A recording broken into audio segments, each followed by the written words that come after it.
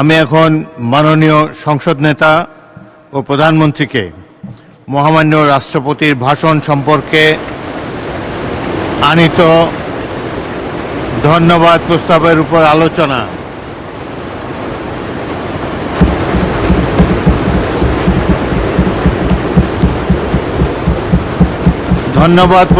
উপর আলোচনা ও সমাপনী বক্তব্য একই সাথে রাখার জন্য অনুরোধ জানাচ্ছি।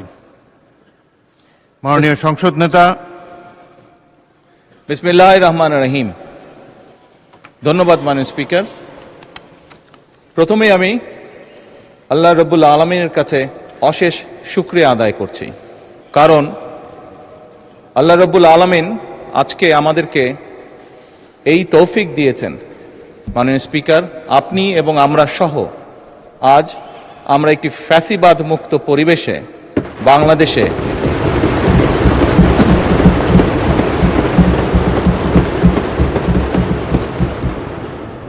বাংলাদেশের মানুষের সমর্থনের ভিত্তিতে এই সংসদ অধিবেশনে বসেছি এবং আলহামদুলিল্লাহ আল্লাহর রহমতে প্রায় 1 মাস 25 দিন যাবত এই সংসদ পরিচালিত হয়েছে এবং দেশ এবং দেশের জনগণের স্বার্থে আমরা এখানে আলোচনা করেছি এবং গুরুত্বপূর্ণ সিদ্ধান্ত গ্রহণ করেছি। মাননীয় স্পিকার, বক্তব্যের শুরুতেই আমি শ্রদ্ধার সঙ্গে স্মরণ করতে চাই 1971 সালে স্বাধীনতা যুদ্ধে এই দেশের স্বাধীনতা অর্জন করতে গিয়ে যে সকল শহীদ আত্মত্যাগ করেছেন, যে সকল মানুষ শহীদ হয়েছেন। আমি স্মরণ করতে চাই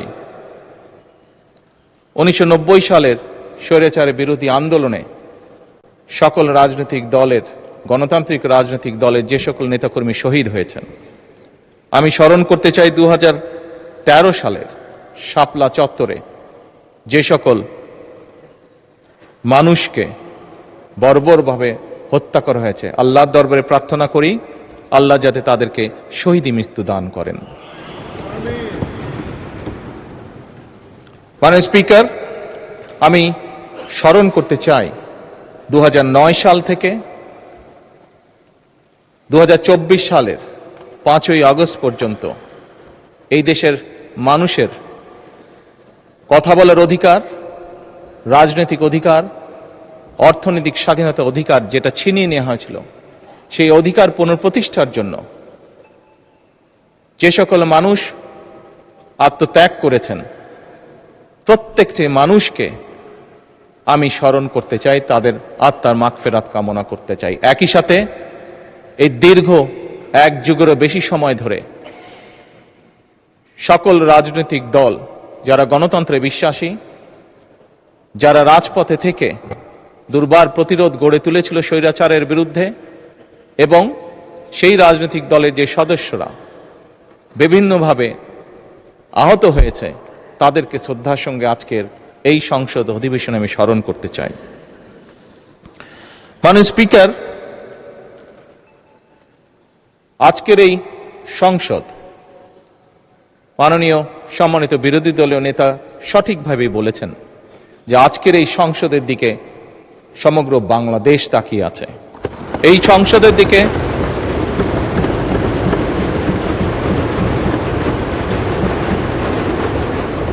পৃথিবীর প্রতিটি কর্নারে যেখানেই একজন বাংলাদেশী আছে, সম্ভবত প্রত্যেকটি মানুষ এই সংসদের বর্তমান এবং এই সংসদের ভবিষ্যতের দিকে তাকিয়ে আছে একটি দৃঢ় প্রত্যাশা, আশা নিয়ে।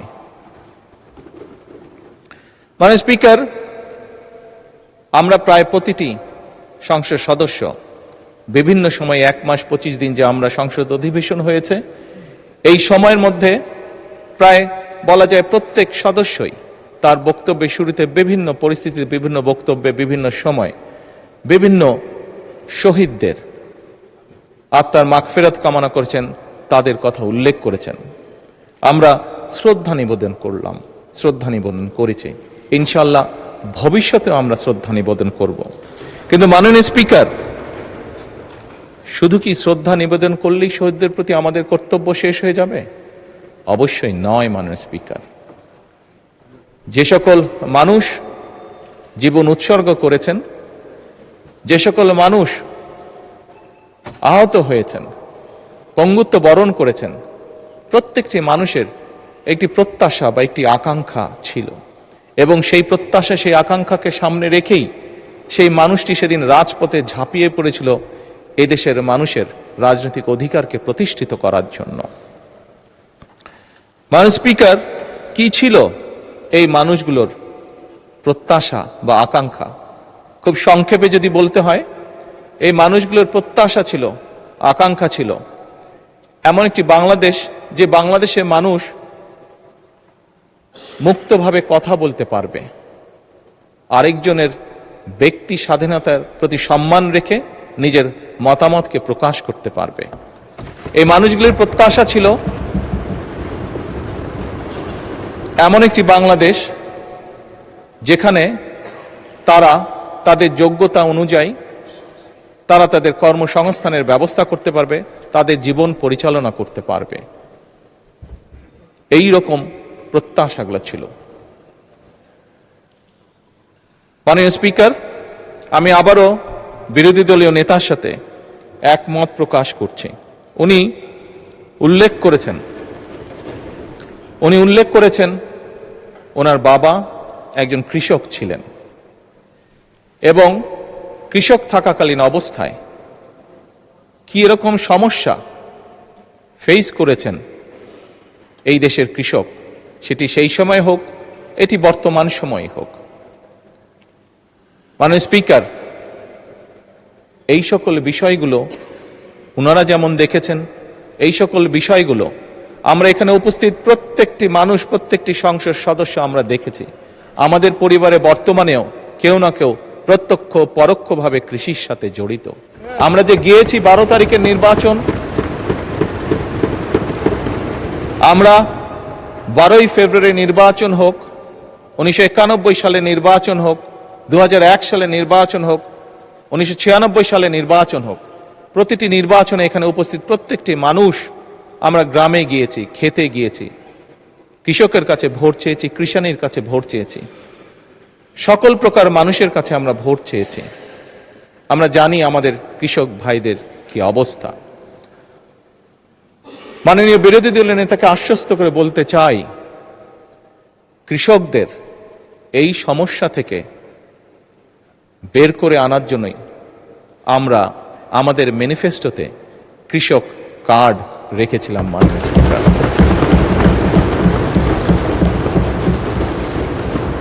আবারও নির্দ্বিধায় বলতে হবে, আল্লাহ রব্বুল আলমীর কাছে শুকরিয়া আদায় করা ছাড়া কোনোই উপায় নেই।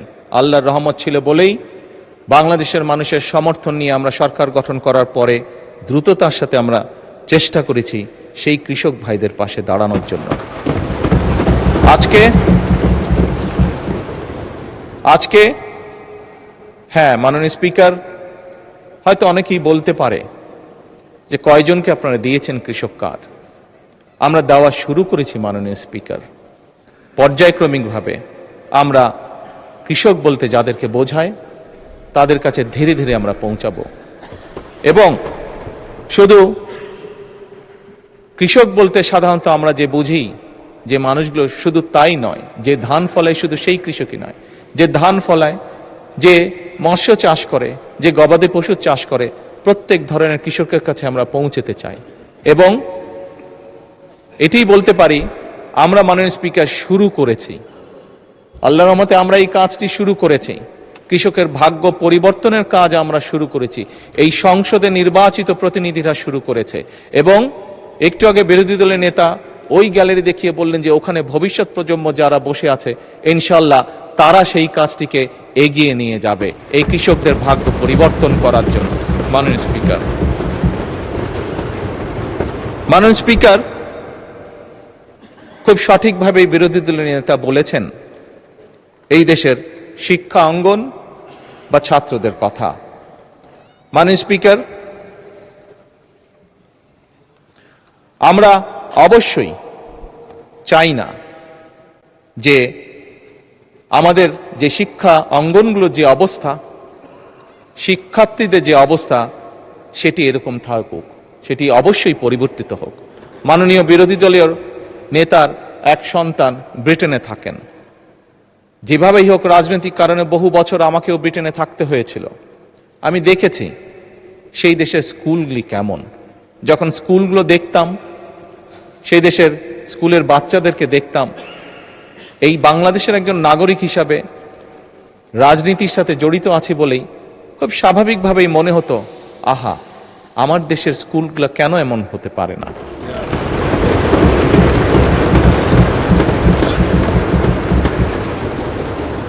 মাননীয় স্পিকার, দেখেছি সেখানে কিভাবে প্রাইমারি স্কুলের কথা যদি বলি, আমি যেখানে থাকতাম তার আশেপাশে প্রাইমারি স্কুল ছিল, সেজন্যই সেটি বেশি চোখে পড়তো।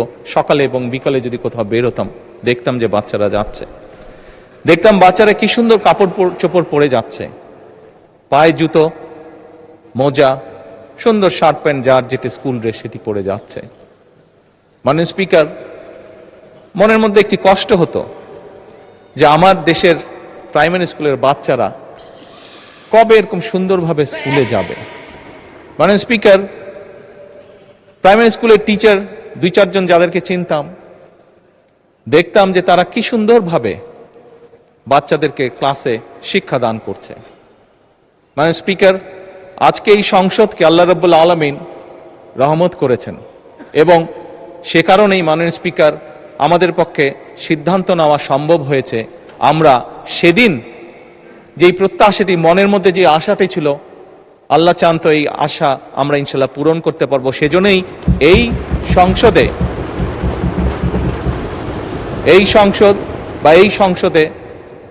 মাধ্যমে যে সরকার গঠিত হয়েছে, মাননীয় স্পিকার, এই সরকার সিদ্ধান্ত গ্রহণ করেছে এবং কাজও শুরু করেছে।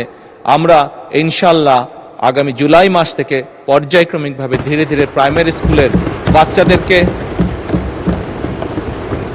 স্কুল ব্যাগ দিব, পর্যায়ক্রমিকভাবে বাচ্চাদের আমরা স্কুল ড্রেস দিব এবং পর্যায়ক্রমিকভাবে মাননীয় স্পিকার আমরা বাচ্চাদেরকে জুতার ব্যবস্থা ইনশাল্লাহ করব। এখন আসুন, মাননীয় স্পিকার, বিরোধী দলীয় নেতা বলেছেন পরিবেশের কথা। কিসের পরিবেশ? শিক্ষাঙ্গনের পরিবেশ। উনি ওনার কিছু কনসার্ন এক্সপ্রেস করেছেন। মাননীয় স্পিকার, আমিও এই দেশের শিক্ষা প্রতিষ্ঠানে পড়েছি। 90-এর স্বৈরাচার বিরোধী আন্দোলনের সময় আমি বেশ অনেকবার সেই সময় রাজনৈতিক ডামাডোলে শিক্ষাঙ্গনের মধ্যে পড়েছিলাম। 2-1বার বেশ সিরিয়াস অবস্থার মধ্যে পড়ে গিয়েছিলাম। মাননীয় স্পিকার, স্বাভাবিকভাবেই আমি চাই আমার দেশের সন্তানেরা একটি সুন্দর পরিবেশে লেখাপড়া করুক।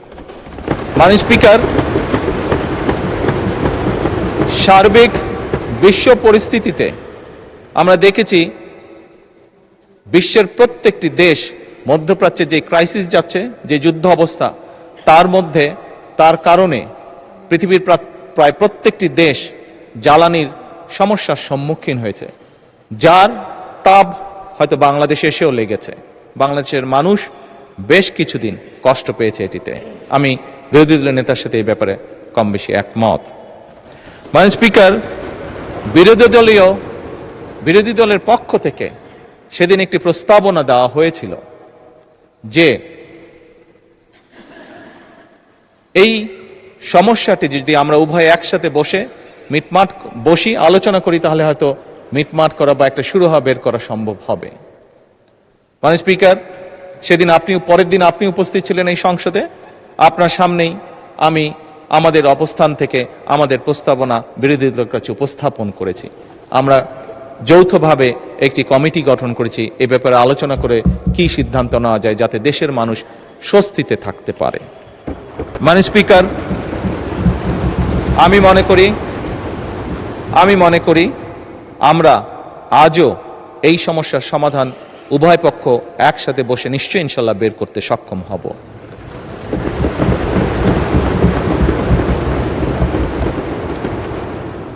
মাননীয় স্পিকার, যে কথাটি একটু আগেই বলেছি, অনেকদিন বাধ্য হয়ে বিদেশে থাকতে হয়েছিল। এছাড়াও এর আগে যখন দেশে ছিলাম, মাননীয় স্পিকার, দলের রাজনৈতিক কারণেই, দলীয় কারণে, রাজনৈতিক কারণে প্রায় বাংলাদেশের বিভিন্ন গ্রাম, জেলা, উপজেলা, পৌরসভা সফর করেছি দলীয় কাজে। মাননীয় স্পিকার, সেই সময় দেখেছি এবং সেই সময় দেখে আমার কাছে মনে হয়েছে যে এই দেশে আমরা যত পরিকল্পনাই গ্রহণ করি না কেন মাননীয় স্পিকার, এই পরিকল্পনাগুলোকে যদি সফল করতে হয়, দেশের অবস্থার যদি পরিবর্তন করতে হয় মাননীয় স্পিকার, তাহলে আমাদের এই টোটাল জনসংখ্যার অর্ধেক যারা, তাদেরকে আমরা যদি অবজ্ঞা করি, পেছনে ফেলে রাখি, তাহলে কোনোভাবেই সেটি সম্ভব নয় মাননীয় স্পিকার। এবং সে কারণেই মাননীয় স্পিকার 1991 থেকে 96 এবং 2001 থেকে 2006 সাল যখন বাংলাদেশ জাতীয়তাবাদী দল দেশনেত্রী খালেদা জিয়ার নেতৃত্বে দেশ পরিচালনার দায়িত্বে ছিল, তখন আমরা মেয়েদের শিক্ষা ব্যবস্থা ক্লাস 12 পর্যন্ত আমরা ফ্রি করেছিলাম।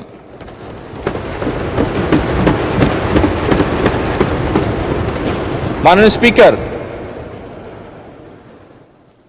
সেজন্যই এই নারী সমাজ যাতে দেশ গঠনে আরো বেশি ভূমিকা রাখতে পারে, সেজন্যই বর্তমান সরকার সিদ্ধান্ত গ্রহণ করেছে, পরিকল্পনা নিয়েছে যে আমরা মেয়েদের স্নাতক বা ডিগ্রি পর্যন্ত আমরা শিক্ষা ব্যবস্থা ফ্রি করব। এবং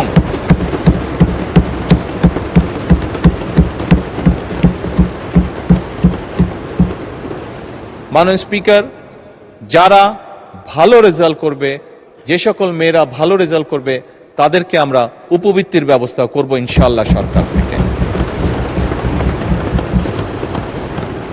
মাননীয় স্পিকার, শুধুমাত্র লেখাপড়াই নয়, মেয়েদেরকে, নারীদেরকে যদি আমরা অর্থনৈতিকভাবে স্বাবলম্বী করে গড়ে তুলতে পারি, তাহলে দেশকে আরো দ্রুত সামনের দিকে এগিয়ে নিয়ে যাওয়া সম্ভব।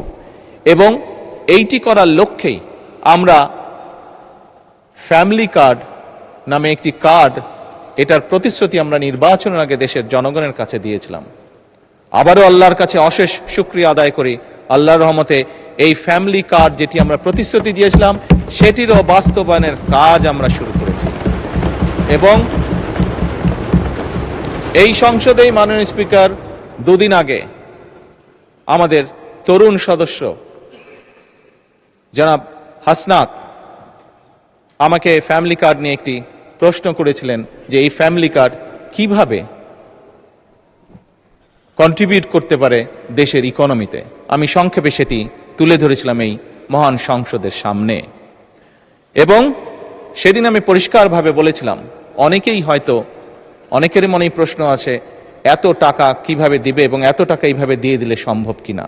আমাদের সকলকে বিষয়টি একটু অন্যভাবে দেখতে হবে।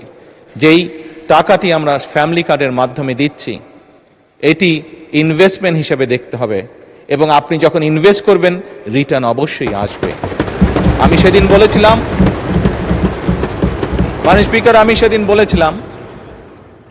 সেদিন বলেছিলাম যে এই ফ্যামিলি কার্ডের যেই টাকা ফ্যামিলি কার্ডে যাবে, একজন নারী যেটি পাবে, উনি যেই কাজে ব্যবহার করবেন এই টাকাটা, সেই ব্যবহৃত টাকাটা এই দেশের গ্রামীণ অর্থনীতিকে ধীরে ধীরে শক্তিশালী করে তুলবে।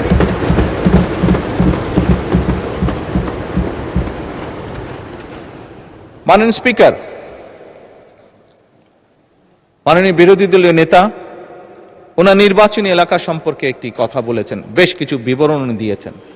এই সংসদে আজকে দাঁড়িয়ে আমি আমার অবস্থান থেকে পরিষ্কারভাবে বলতে চাই, অনুরোধ জানাবো মাননীয় বিরোধী দলীয় নেতাকে, মাননীয় বিরোধী দলীয় নেতা, আমি যে মন্ত্রণালয়ের অধীন কাজ, আমার পাশেই সেই মিনিস্টার সাহেব বসে আছেন। প্রোটোকল হিসাবে মিনিস্টার সাহেবকে আমি এরই ভিতরে নির্দেশনা দিয়েছি যে আপনার কাজগুলো উনি দেখবেন এবং তার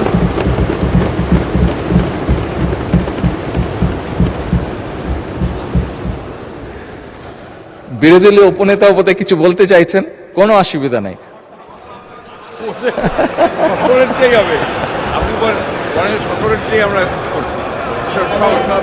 মাননীয় স্পিকার, যে এক মিনিট, একটু আগে ফরিদপুর 1 আসনের সংসদ সদস্য এসেছিলেন, উনিও কিছু কথা আমাকে বলেছেন।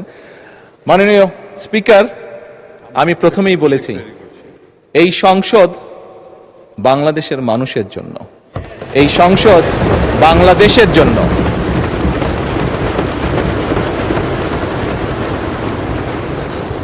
মাননীয় স্পিকার, যে কথাটি বলছিলাম, আমি বিরোধী দলের নেতা এবং উপনেতা, স্বাভাবিকভাবে যেহেতু ওনারা নেতা এবং উপনেতা, স্বাভাবিকভাবে লিডার তো কিছুটা প্রায়োরিটি পাবেই। ওনাদের দুজনকে বলব, দয়া করে আপনাদের বিষয়গুলো যদি আমার অফিসেও যদি একটা কপি পাঠিয়ে দেন, আমি নিজে চেষ্টা করব দেখার জন্য বিষয়গুলো।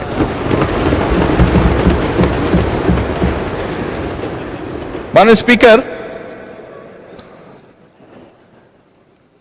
উনি ওনার এলাকার সমস্যার কথা বলতে গিয়ে একটি কথা বলেছেন, ওনার এলাকার জলবদ্ধতার কথা বলেছেন, খালের কথা বলেছেন।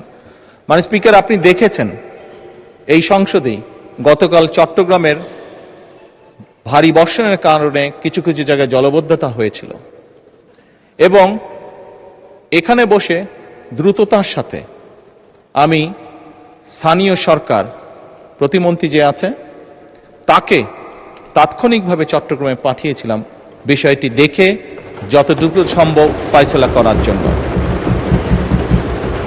মাননীয় স্পিকার, এই ঘটনাটা দিয়ে আমি যেটা বলতে চাইছি সেটা হচ্ছে যে এই সরকার জনগণের নির্বাচিত সরকার, এই সরকার জনগণের কাছে জবাবদিহিমূলক সরকার, এবং সে কারণেই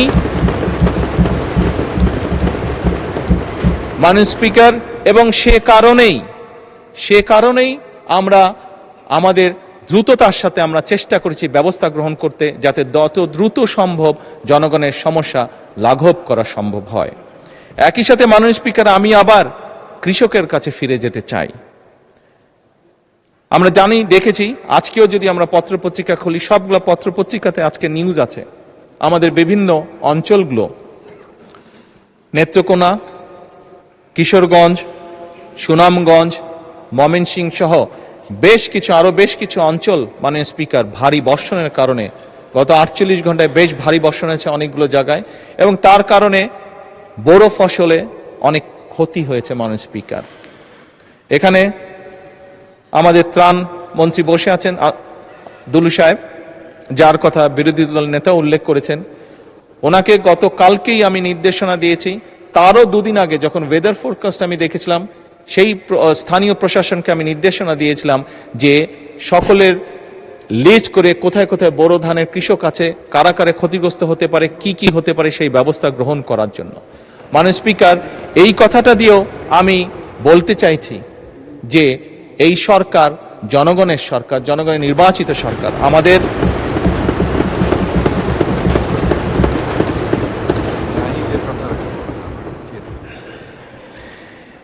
জনগণের নির্বাচিত সরকার, এবং আমাদের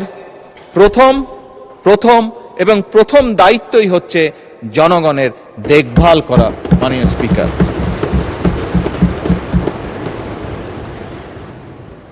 এবং সে কারণে মাননীয় স্পিকার, বিরোধী নেতা এলাকায় উনি যে কষ্টটা পাচ্ছেন জলাবদ্ধতার কারণে, এই সমস্যাটি সমগ্র বাংলাদেশেই কম বেশি আছে।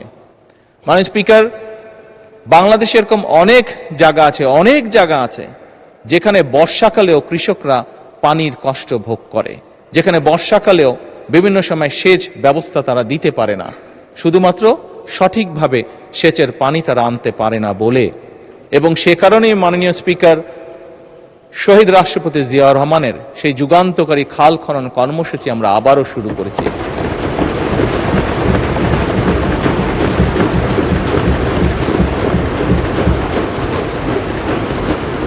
এই খাল খনন কর্মসূচি শুধুমাত্র যে সেচের পানির জন্য আমরা করছি তা নয়।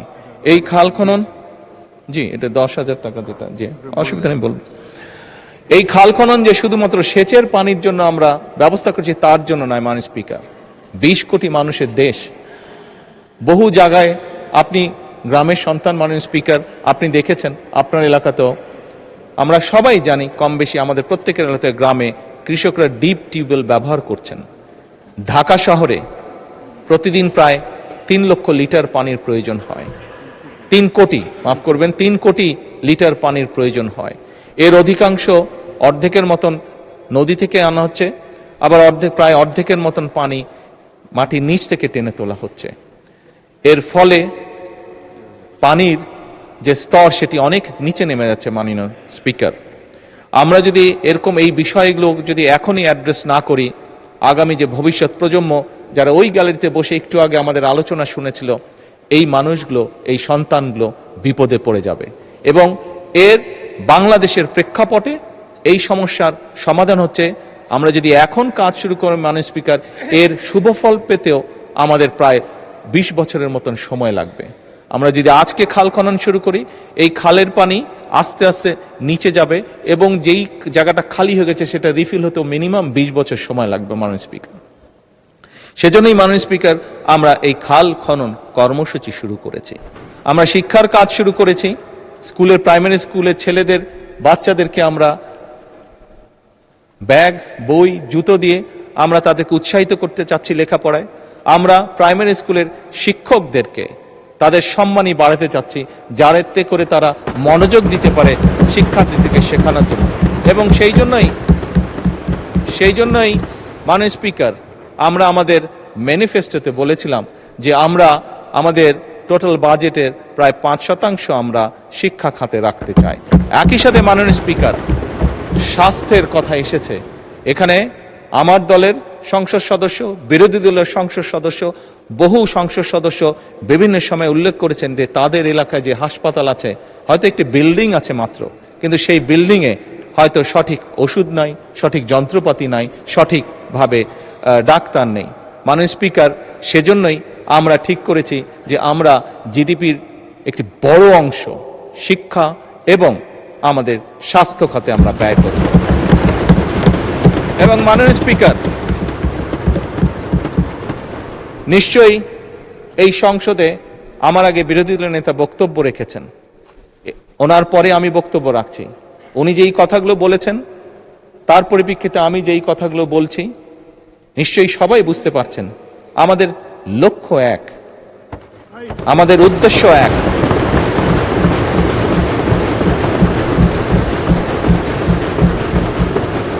আমাদের গন্তব্য এক। লক্ষ্য কি? লক্ষ্য হচ্ছে বাংলাদেশের মানুষ। উদ্দেশ্য কি? উদ্দেশ্য হচ্ছে একটি সমৃদ্ধশালী বাংলাদেশ। গন্তব্য কি? গন্তব্য কি? একটি স্বনির্ভর, নিরাপদ, আত্মনির্ভরশীল বাংলাদেশ।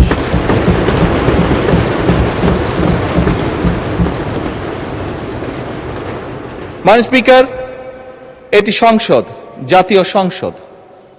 মাননীয় বিরোধী দলের নেতা বলেছেন আমরা এগ্রি করছি ডিসএগ্রিমেন্টের জন্য। Agree to disagree.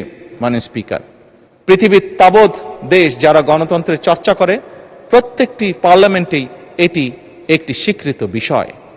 মাননীয় স্পিকার, ইয়েস, আজকে হয়তো জুলাই সনদ নিয়ে অনেক কথা হয়েছে, আমি সেই ডিবেটেই যাব না। কারণ একটু আগেই আমি বলেছি আমাদের লক্ষ্য, উদ্দেশ্য, গন্তব্য হচ্ছে এই দেশ, দেশের জনগণ এবং একটি আত্মনির্ভরশীল সমৃদ্ধশালী বাংলাদেশ।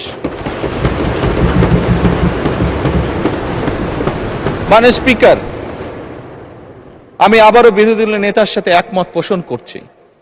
আমরা গত প্রায় 1.5 মাস ধরে আলোচনা করেছি এই সংসদে। হ্যাঁ, আমরা অনেকগুলো গুরুত্বপূর্ণ বিল পাশ করেছি। বিলের বিষয়ে কোনো বিষয়ে আমরা একমত হয়েছি, কোনো বিষয় হয়তো আমাদের দ্বিমত আছে। মাননীয় স্পিকার, পরিষ্কারভাবে আমার দলের অবস্থান থেকে আমি বলতে চাই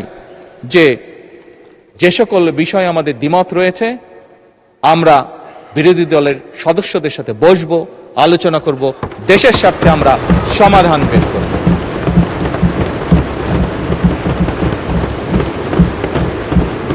মাননীয় স্পিকার, নিশ্চয়ই আপনারও মনে আছে, এখানে সকলেরই মনে আছে, রোজার সময় বিরোধী দলীয় নেতা আমাকে ওনাদের ইফতার পার্টিতে দাওয়াত করেছিলেন। আমরা সেখানে গিয়েছিলাম। আমি গিয়েছিলাম, আমার সাথে আজকের হোম মিনিস্টারের সাথে ছিলেন। আমরা সেখানে ওনাদেরকে প্রস্তাব দিয়েছিলাম যে ডেপুটি স্পিকারের প্রস্তাবটি, যে ওটা ওনাদের দলীয় সিদ্ধান্তের কারণে ওনারা সেটা গ্রহণ করেন, সেটা ওনাদের পলিসির ব্যাপার। কিন্তু আমরা ওনাদেরকে প্রস্তাব দিয়েছিলাম যে আমরা চাই যে ডেপুটি স্পিকার ডেপুটি স্পিকার আমরা ওনাদের কাছ থেকে চেয়েছিলাম। মাননীয় স্পিকার, আজকে আবারও পরিষ্কারভাবে আমি বলতে চাই, এই প্রস্তাবটি মাননীয় বিরোধী দলের নেতা এবং মাননীয় বিরোধী দলের সদস্যবৃন্দ, আমাদের এই প্রস্তাবটি এখনো ওপেন আছে। আমরা এখনো এই প্রস্তাবটি ওপেন রেখেছি। এই প্রস্তাবটি দেওয়ার মাধ্যমে আবারও আমরা আমাদের পরিষ্কার ইন্টেনশন বোঝানোর চেষ্টা করেছি। যেভাবে ঠিক বিরোধী দলের নেতা সেদিন বলেছিলেন যে আসুন আমরা দুই দল মিলে যদি একসাথে একটি কমিটি গঠন করি, যেখানে জ্বালানির বিষয়ে যদি কোনো সমস্যা থেকে থাকে আমরা আলোচনা করে একটি সিদ্ধান্ত নিতে পারবো। ওনারা যেরকম ওনাদের ইন্টেনশন দেখিয়েছেন, আমরাও সেই সময় আমাদের ইন্টেনশন পরিষ্কারভাবে তুলে ধরেছি। একইভাবে মাননীয় স্পিকার, এই সংসদ অধিবেশন শুরুর আগে আমি ওনার বাসায় গিয়েছিলাম। ওনার বাসায় গিয়ে দেশ পরিচালনা করার জন্য ওনাদের সহযোগিতা আমি চেয়ে এসেছিলাম। একইভাবে আমি নাহিদ ইসলামেরও বাসায় গিয়েছিলাম। এনসিপির কাছে আমি বলেছিলাম দেশ পরিচালনায় আপনাদেরও সহযোগিতা প্রয়োজন। মাননীয় স্পিকার,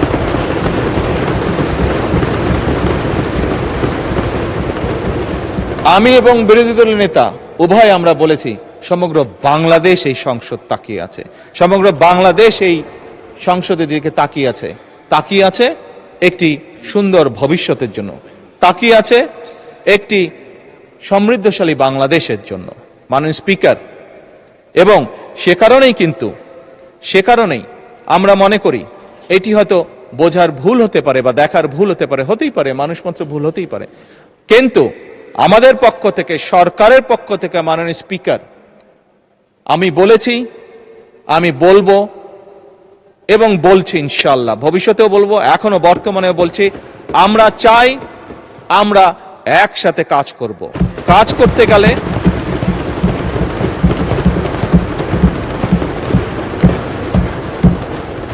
মাননীয় স্পিকার, অতীতে যতবারই গণতন্ত্র চলতে শুরু করেছিল বিভিন্ন সময় গণতন্ত্র বাধাগ্রস্ত হয়েছে। গণতন্ত্র যতবারই বাধাগ্রস্ত হয়েছে দেশের অর্থনীতি বাধাগ্রস্ত হয়েছে। গণতন্ত্র যতবারই বাধাগ্রস্ত হয়েছে দেশের স্বাস্থ্য ব্যবস্থা বাধাগ্রস্ত হয়েছে। গণতন্ত্র যতবারই বাধাগ্রস্ত হয়েছে দেশের মানুষের কর্মসংস্থান বাধাগ্রস্ত হয়েছে। গণতন্ত্র যতবারই বাধাগ্রস্ত হয়েছে দেশের অর্থনীতি, মাননীয় স্পিকার, বাধাগ্রস্ত হয়েছে।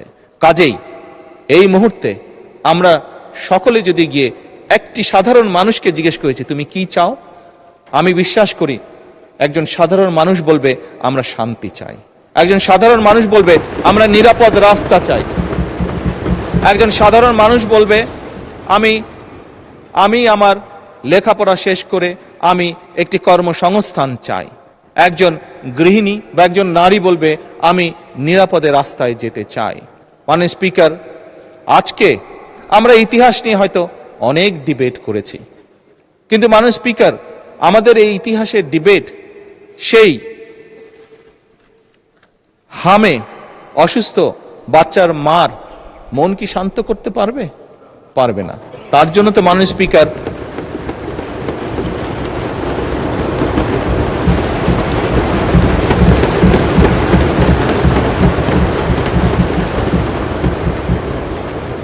অথবা মাননীয় স্পিকার, যে ছেলেটি ইউনিভার্সিটি পাশ করে চাকরি সংস্থানের জন্য মাসের পর মাস ঘুরে বেড়াচ্ছে, তাকে কি আমরা আমাদের এই যে ঐতিহাসিক ডিবেট, কে আমরা কি করেছি অতীতে, সেই ডিবেট দিয়ে তাকে কি আমরা কিছু বুঝ দিতে পারবো? মাননীয় স্পিকার, পারবো না।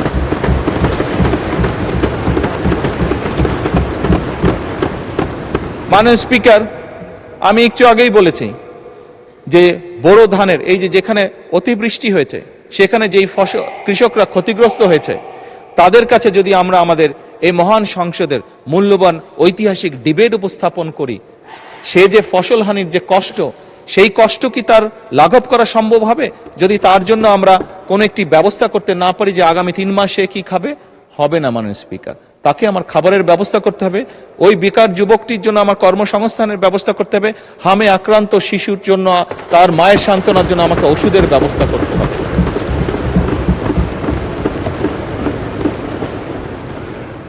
মাননীয় স্পিকার, আমার কাছে একজন রাজনীতিবিদ হিসাবে মনে হয় খুব সম্ভবত বাংলাদেশের মানুষ যত না রাজনৈতিক ডিবেট চায়, যত না রাজনৈতিক বিভিন্ন বক্তব্য চায়, তার থেকে তারা তাদের সমস্যার সমাধান চায়।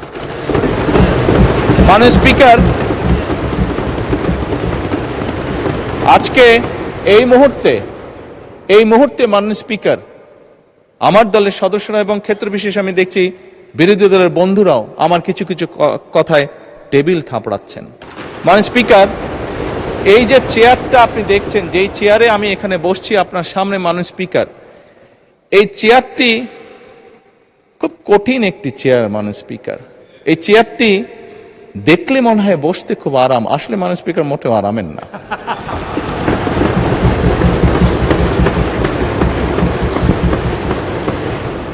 এই চেয়ারটিতে বসলে মাননীয় স্পিকার প্রতি মুহূর্তে মনে হয় যে আগুনে তপ্ত হিট আসছে মাননীয় স্পিকার। হাসার কিছু নেই, আমি যা ফিল করি আমি আপনাদেরকে তাই বলছি, মাননীয় স্পিকার, এই চেয়ারের থেকে উঠে দাঁড়িয়ে আপনার সামনে বক্তব্যে আমি হয়তো অনেক পপুলার কথা বলতে পারতাম, যেটাতে আরো অনেক বেশি তালি হতো মাননীয় স্পিকার, কিন্তু এই চেয়ার আমাকে বলে যে আমি সবসময় পপুলার কথা বলতে পারি না, আমাকে সেটাই বলতে হবে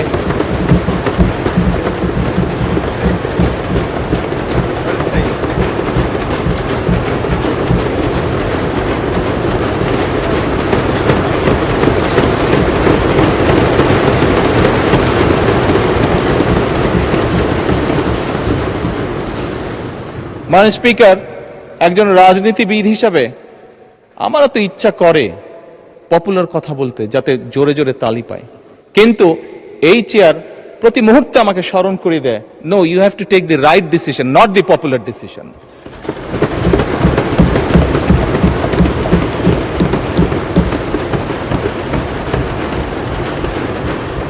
মাননীয় স্পিকার, আপনার মাধ্যমে আজকে এই সংসদের এই সবুজ চেয়ারে যারা বসে আছেন, আমি মনে করি আজকে বোধহয় আমাদেরকে সিদ্ধান্ত নিতে হবে যে আসুন আমরা পপুলার ডিসিশনে আলাপ করব না, আমরা আলাপ করব সঠিক ডিসিশনের ব্যাপারে, রাইট ডিসিশনের ব্যাপারে। মাননীয় স্পিকার, আজকে এই সংসদ অধিবেশনের শেষ দিন, আজকে অধিবেশন শেষ হয়ে যাবে। আমার সংসদ নেতা হিসেবে আমার দলের সদস্যদের কাছে, বিরোধী দলীয় বন্ধুদের কাছে, সহকর্মীদের কাছে, সদস্যদের কাছে আমার অনুরোধ থাকবে যে আসুন আগামী অধিবেশন যেটি শুরু হবে সেখানে আমরা আলোচনা করব আমরা কত দ্রুত দেশে বিদ্যুতের সমস্যার সমাধান করতে পারি।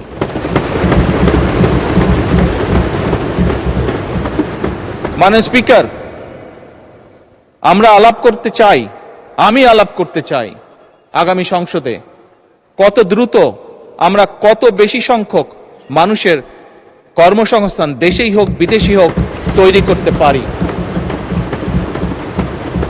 মাননীয় স্পিকার, এই সংসদে দাঁড়িয়ে আমি আলাপ করতে চাই যে আমাদের শিক্ষা প্রতিষ্ঠান, আমাদের হাসপাতালগুলোতে কত দ্রুত শিক্ষা এবং চিকিৎসা সুবিধা আমরা পৌঁছে দিতে পারি।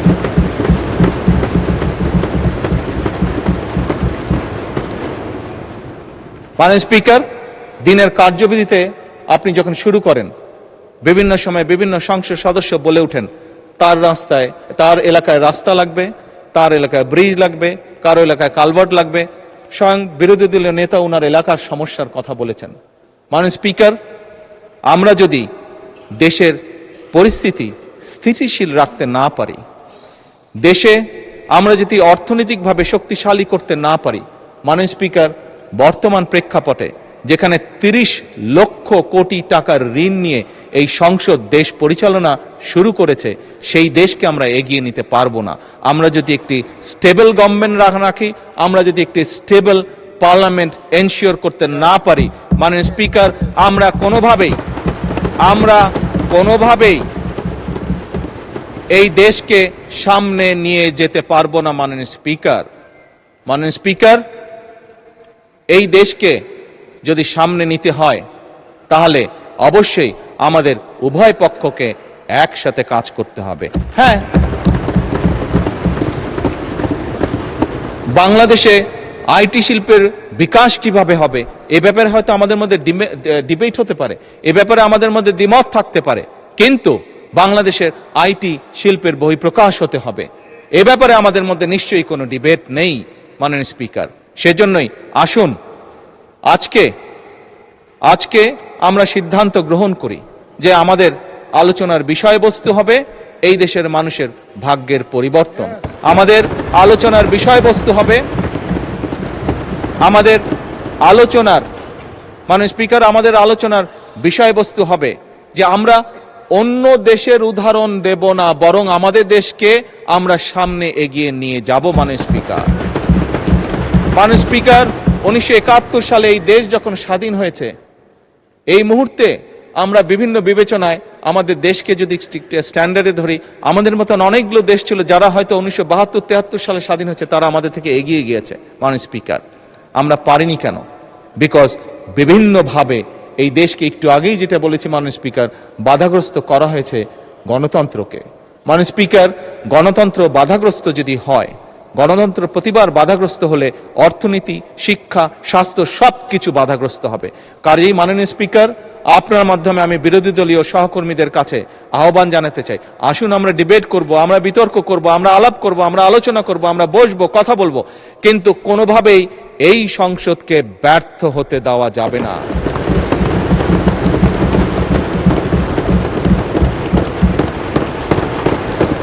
মাননীয় স্পিকার, অতীতে আমরা দেখেছি সরকারকে ব্যর্থ করার জন্য 173 দিন হরতাল ডাকা হয়েছিল। মাননীয় স্পিকার, হ্যাঁ, সেই সরকার হয়তোবা ক্ষতিগ্রস্ত হয়েছিল, সরকার হয়তো পরবর্তীতে ক্ষমতায় থাকেনি, ক্ষমতায় আসেনি, কিন্তু মাননীয় স্পিকার, কেউ একজন সদস্য, সেটি আমার দলের সদস্য হোক, সেটি বিরোধী দলীয় সদস্যরা হোক, বুকে হাত দিয়ে বলতে পারবেন যে বাংলাদেশ ক্ষতিগ্রস্ত হয়নি? এই 173 দিনের হরতালে বাংলাদেশ ক্ষতিগ্রস্ত হচ্ছে, যেই ক্ষতির মাসুল আজও আমাদেরকে টেনে নিয়ে যেতে হচ্ছে বছরের পর বছর, যুগের পর যুগ। মাননীয় স্পিকার, কাজেই মাননীয় স্পিকার, আমি আর সময় নিব না। অনেক বিরোধী দলীয় নেতাকে আপনি সময় রিমাইন্ডার দিয়েছেন, আমি চাই না যে আমাকে আপনি সময় রিমাইন্ডার দিন। মাননীয় স্পিকার,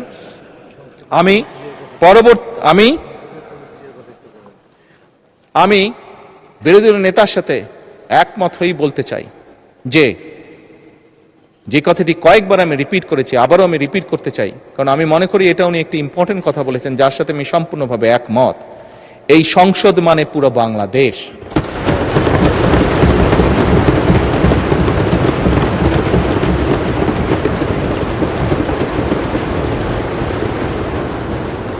এই সংসদের সফলতা মানে ভবিষ্যৎ সমৃদ্ধ বাংলাদেশ। এবং মাননীয় স্পিকার, এটি সংসদের রীতি, সংসদের নীতি। মাননীয় স্পিকার, একটি দল সরকারে থাকবে, একটি দল বিরোধী দলে থাকবে। সেই জন্যই আমি বারে বারে বলছি, এই সংসদের দ্বারা গঠিত সরকার। মাননীয় স্পিকার, এই সরকারের টিকে থাকা, এই সরকারের সফলতা মানেই কিন্তু সমৃদ্ধির পথে এগিয়ে যাওয়া। কারণ আমি বিশ্বাস করি এই সংসদ এমন একটি সংসদ যা বাংলাদেশের অতীতে কোনোদিন হয়নি। বর্তমানে সংসদ, বর্তমান এবং ভবিষ্যতে হবে সেটি হলো উভয় পক্ষ দেশের স্বার্থে আমরা একসাথে কাজ করব।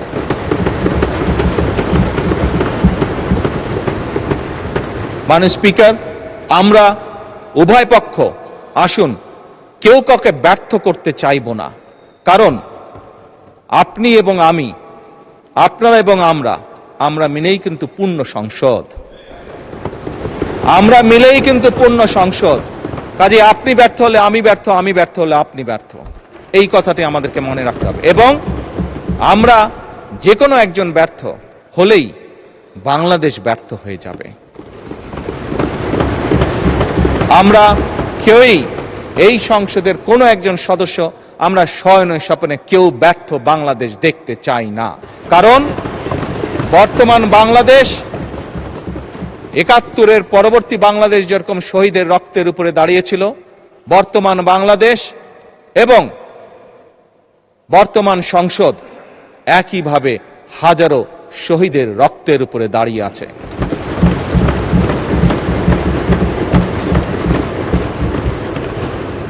মাননীয় স্পিকার,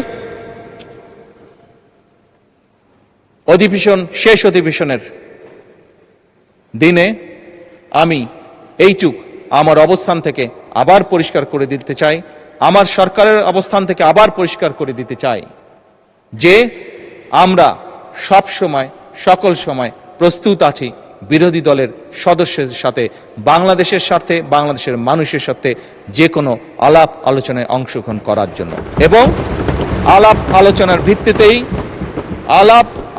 ভিত্তিতে আমরা উভয়ে সকলে একসাথে এই দেশকে ইনশাল্লাহ সামনের দিকে এগিয়ে নিয়ে যাব। এই দেশের মানুষের প্রত্যাশা পূরণ করার আমাদের সর্বশক্তি দিয়ে চেষ্টা করব। মাননীয় স্পিকার, এবার পরিশেষে আমি আন্তরিকভাবে আমার পক্ষ থেকে, আমার সরকারের পক্ষ থেকে, আমাদের সংসদের পক্ষ থেকে মাননীয় স্পিকার আপনাকে আন্তরিকভাবে ধন্যবাদ জানাচ্ছি। আমি ধন্যবাদ জানাতে চাই মাননীয় ডেপুটি স্পিকার, মন্ত্রিসভার মাননীয় সদস্যবৃন্দদেরকে, মাননীয় চিফ হুইপ বৃন্দকে এবং সকল সংসদ সদস্যবৃন্দকে। আমি বিশেষভাবে ধন্যবাদ জানাতে চাই মাননীয় বিরোধী দলীয় নেতা এবং বিরোধী দলীয় সকল সদস্যবৃন্দকে, কারণ একটু আগেই আমি বলেছি আমরা ছাড়া আপনারা পরিপূর্ণ নন, আপনারা ছাড়া আমরা পরিপূর্ণ নই। সেই কারণেই আমি মাননীয় বিরোধী দলীয় নেতা এবং বিরোধী দলের সকল সদস্যদেরকে বিশেষভাবে শুভেচ্ছা জানাতে চাই। আমি আন্তরিকভাবে ধন্যবাদ জানাতে চাই মাননীয় স্পিকার, সচিবালয়ের সচিব সহ কর্মকর্তা এবং কর্মচারী বৃন্দকে, সকল কর্মচারী বৃন্দকে। তারা অক্লান্ত পরিশ্রম করেছেন এই 1.5 মাস সময় প্রায়। আমি ধন্যবাদ জানাতে চাই সরকারের বিভিন্ন মন্ত্রণালয়, বিভাগ এবং দপ্তরের কর্মকর্তা কর্মচারী বৃন্দদেরকে, যারা আমাদেরকে এই সংসদকে সহযোগিতা করেছেন এত অল্প সময় দ্রুততার সাথে এতগুলো বিল উপস্থাপন করে এইগুলো সম্পূর্ণ কাজগুলো সমাধান করার জন্য। মাননীয় স্পিকার, আমি ধন্যবাদ জানাতে চাই চিকিৎসক, পুলিশ সদস্য, ফায়ার সার্ভিসের সদস্য, গণপূর্ত বিভাগের সদস্য, বিদ্যুৎ ও টেলিগ্রাম ফোন বিভাগের সদস্য।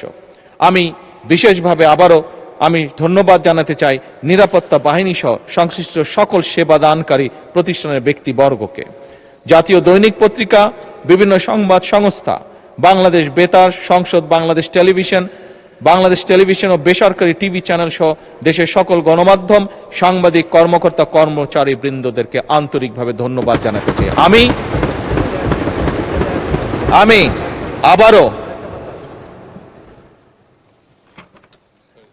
আমি আবারও পরিষ্কারভাবে দৃঢ়চিত্তে বলতে চাই যে সকল ব্যক্তি এবং সংস্থাকে আমি ধন্যবাদ জানিয়েছি, তাদের সকলের সহযোগিতার কারণেই আজ আমরা এই সংসদটি সুন্দরভাবে এই অধিবেশনটি সমাপ্ত করতে পারলাম, এবং দেশ গঠনে এই প্রত্যেকটি সংস্থা এবং প্রত্যেক ব্যক্তির অবদান রয়েছে এবং ইনশাআল্লাহ ভবিষ্যতেও থাকবে।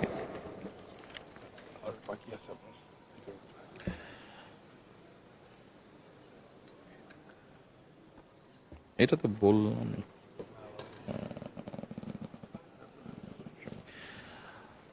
মাননীয় স্পিকার, মাননীয় বিরোধী দলের নেতা, এই সংসদ কার্যালয়ের কর্মকর্তা এবং কর্মচারী বৃন্দ সহ সংসদ ভবন, প্রধানমন্ত্রী দফতরের সহায়ক হিসাবে বিভিন্ন বিটিভি এবং বেতার কর্মরত বিভিন্ন ব্যক্তির বিষয়ে উনি বলেছেন তাদেরকে কিছু সম্মানের ব্যবস্থা করার কথা, আপনাকে অনুরোধ জানিয়েছেন। আমি ওনার এই প্রস্তাবকে সম্পূর্ণভাবে সমর্থন করছি। মাননীয় স্পিকার,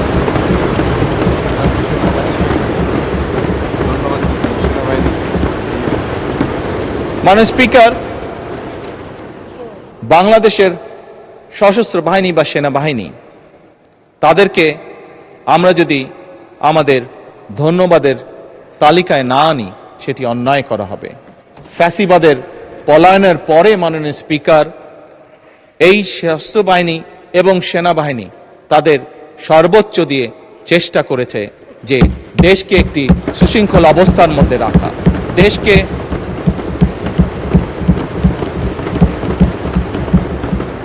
দেশে যাতে কোনো অরাজক পরিস্থিতি তৈরি হতে না পারে, আমি আইন শৃঙ্খলা বাহিনী সহ সশস্ত্র বাহিনীর সকল সদস্যবৃন্দদেরকে আন্তরিকভাবে ধন্যবাদ জানাতে চাই তাদের দায়িত্ব সঠিক সুন্দরভাবে পালন করার জন্য। মাননীয় স্পিকার, আবারও আপনাকে আন্তরিক ধন্যবাদ জানিয়ে আমার বক্তব্য শেষ করছি। বক্তব্য শেষ করার আগে আবারও আমি বলছি, সকল সংসদ সদস্যের প্রতি আমার বিনীত আহ্বান থাকবে, আসুন আমরা এই সবুজ চেয়ারের পবিত্রতা রক্ষা করি। যে দায়িত্ব, যে প্রত্যাশা, যে আশা নিয়ে বাংলাদেশের মানুষ আমাদেরকে পাঠিয়েছে এখানে, আসুন আমরা সেই দায়িত্বের, সেই কর্তব্যের সর্বোচ্চ সম্মান আমরা প্রদান করি, যার মাধ্যমে আমরা দেশের মানুষকে সম্মান প্রদর্শন করব। কারণ দেশ এবং জনগণ থাকলেই আমরা আছি। দেশ এবং জনগণ সম্মান যদি আমরা না করি, তাহলে আমাদের রাজনীতি হয়তো ব্যর্থ হয়ে যাবে। সেই জন্যই আমাদের সবচেয়ে প্রথম হচ্ছে এই দেশের জনগণ এবং এই প্রিয় মাতৃভূমি বাংলাদেশ। মাননীয় স্পিকার, আপনাকে আন্তরিক ধন্যবাদ। আসসালামু আলাইকুম।